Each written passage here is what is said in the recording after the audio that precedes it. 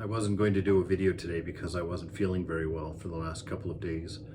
I don't think I have the big C, but I think it's a 24-hour flu. But I was reading from Eckhart Tolle, his notion of surrender, of acceptance. And he breaks it into two categories, a surrendering or an acceptance to what is in your conditions in this outside world. And your second opportunity for surrender is to the inner condition of the moment, that these two require surrendering. And I was looking at that in relationship to laying in bed, feeling miserable. And, laying there, the temptation is to focus on how you're feeling and just, oh, this is so horrible. And oh God, I hope I get better soon. And of course, everybody knows that a watched pot never boils, which means a sick man never gets better. You just sit there suffering and you lose everything, right? Or you accept, I'm not well. I'm not well. So I'm just going to lay here and get some good rest.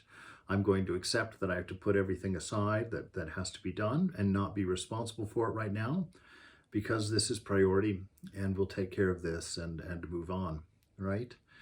And so this acceptance, I want to read to you what Eckhart Tolle says. He says, your first chance is to surrender each moment to the reality of that moment, knowing that what is cannot be undone because it already is.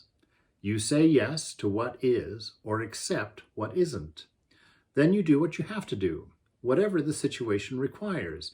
You see, once you get over the distaste or the whatever your judgment is of the moment, you don't get lost in the feelings and the emotions and the stories that we put forward for explanations or the depressions or the angers. You don't spend time there. That just spins in the mud. He says you do whatever the situation requires, and that's what presents itself to you when you accept it, when you open yourself to it, when you move into it. If you abide in this state of acceptance, Eckhart says, you create no more negativity, no more suffering, no more unhappiness. You then live in a state of non-resistance, a state of grace, of lightness, free of struggle, right? So this is a marvelous way of dealing with this external and internal turmoil. Don't get caught up in the emotions of it. Don't get caught up in the made-up stories about it. Don't get caught up in the judgments about it. Just accept what is. Embrace it as it is. And then learn from it. Then you can have the more important conversations, as to what can be done here. What in my karma can be changed so that tomorrow is not this way, right? And we think in that way. He says, now there is a second chance at surrender. If you cannot accept what is outside, okay? So if this condition of your life outside, you simply can't accept it. It's just too much, too unhappy, or too whatever. He says your second chance at surrender is surrendering to this inner world. If you cannot accept what is outside, then accept what is inside. If you cannot accept the external condition, he says, accept the internal condition. This means don't resist the pain. Allow it to be there. Surrender to that grief or that despair or that fear or that loneliness or whatever this form of suffering is taking. Witness it without labeling it mentally. Embrace it. Then see how the miracle of surrender transmutes deep suffering into deep peace. This is your crucifixion. Let it become your resurrection and your ascension. All right, he just took the big boxes off the shelf there.